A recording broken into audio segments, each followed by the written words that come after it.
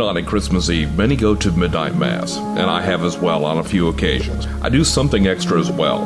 I light a tall red candle.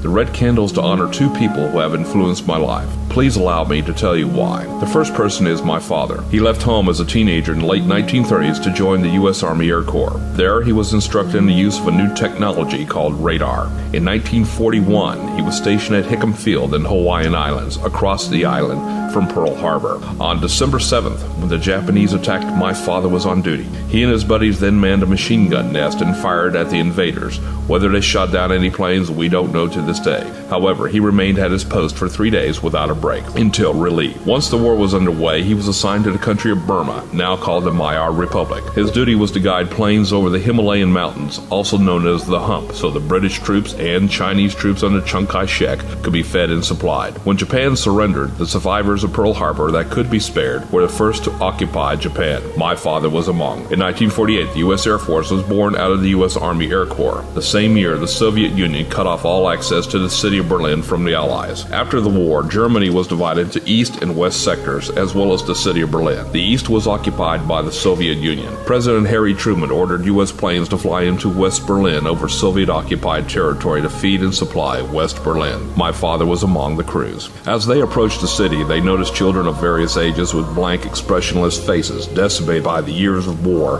among the bombed-out buildings. The pilots and crew decided to do something, and my father was all too happy to pitch in. The GIs always had personal packages of supplies. Among them were handkerchiefs and Hershey bars. What the crews did as they flew over the buildings of Berlin on their final approach for landing was to drop the handkerchief parachutes with Hershey bars attached for the children.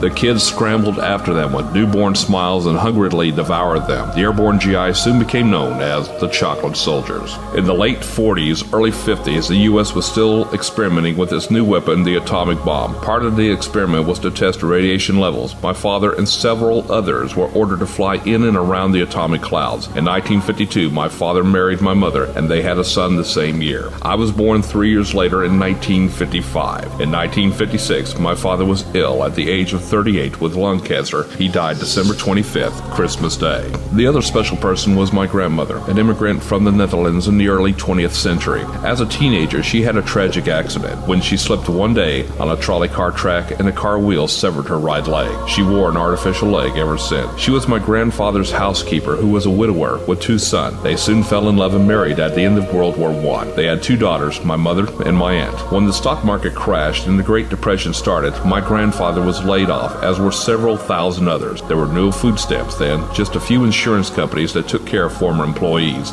with supplies of food. My grandmother knew of a family of 8 children who lived 1 floor below the apartment complex, who had nothing to eat. My grandmother divided what her family had and gave her neighbor plenty of provisions so they could eat. Just before World War II, my grandfather, an immigrant from Ireland, lost his sight. My grandmother lovingly took care of him until he passed away in 1967. At the age of 88, my grandmother went with the angels on Christmas Day, 1982. The red candle I light on Christmas Eve is my gift to them, thanking them for making me who I am and who my son is, as well as my granddaughter. They defined what kindness and love can be and should be, no matter where we are at any time. That is the story of the red candle.